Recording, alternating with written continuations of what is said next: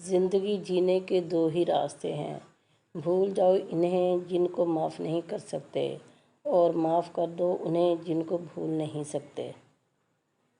خدا سے جب بھی مانگو تو مقدر مانگو، عقل نہیں، کیونکہ میں نے بہت سے عقل والوں کو مقدر والوں کے در پر دیکھا ہے۔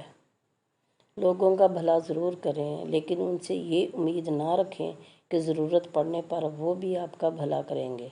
سچے دوست خوشیوں میں زینت اور پریشانیوں میں سہارا ہوتے ہیں۔ شک کو اپنے اوپر غالب مت آنے دو، ورنہ تمہیں دنیا میں کوئی ہمدرد نہیں ملے گا۔ جب عقل مند بوڑھا ہوتا ہے تو اس کی عقل جوان ہو جاتی ہے، اور جب جاہل بوڑھا ہوتا ہے تو اس کی جہالت جوان ہو جاتی ہے۔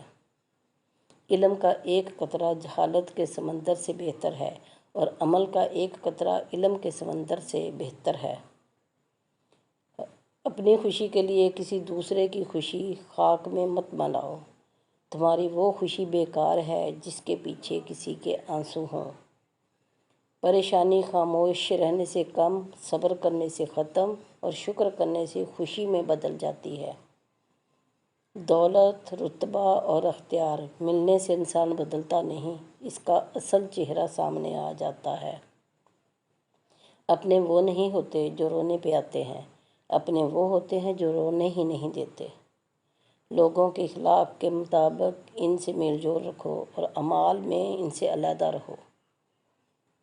آپ کو جس شخص سے محبت ہو جائے اس کی آخرت کے بارے میں سوچا کرو، اس کو کیسے بہتر بنایا جائے، یہ تمہاری محبت کی سب سے بڑی دلیل ہے۔ حضرت علی نے فرمایا، جس کی حیا کم ہو جاتی ہے اس کی پرہیزگاری کم ہو جاتی ہے۔ لوگوں میں سب سے زیادہ طاقتور وہ ہے جو اپنے غصے پر قابو پا سکتا ہے۔ حضرت امام علی جو تمہاری خاموشی سے تمہاری تکلیف کا اندازہ نہ کر سکے، اس کے سامنے زبان سے اظہار کرنا صرف لفظوں کو ضائع کرنا ہے۔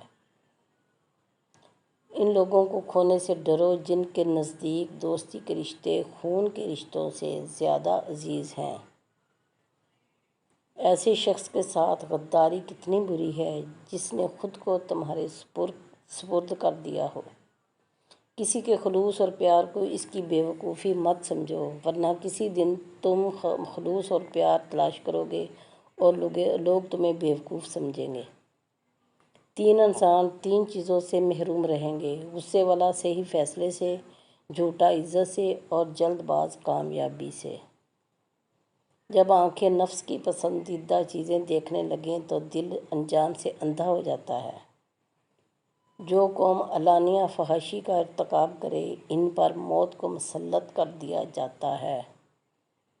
اگر کوئی تم سے جلتا ہے تو بجائے غصہ ہونے کے ان کی جلن کی قدر کرو، کیونکہ یہی وہ لوگ ہیں جو تمہیں خود سے بہتر سمجھتے ہیں۔ تم کسی کے ساتھ بھلائی کرو، تمہیں اس کا بدلہ برائی کی صورت میں ملے تو سمجھ لو کہ تمہاری نیکی قبول ہو گئی۔ دنیا میں 1000 رشتے بناؤ، لیکن ایک رشتہ ایسا بناؤ جو 1000 آپ کے خلاف ہوں تو ایک آپ کے ساتھ ہو۔ جو آدمی دوسرے لوگوں کے عیب کی تلاش میں رہتا ہے، اللہ تعالیٰ اس کے عیب ظاہر کر دیتا ہے۔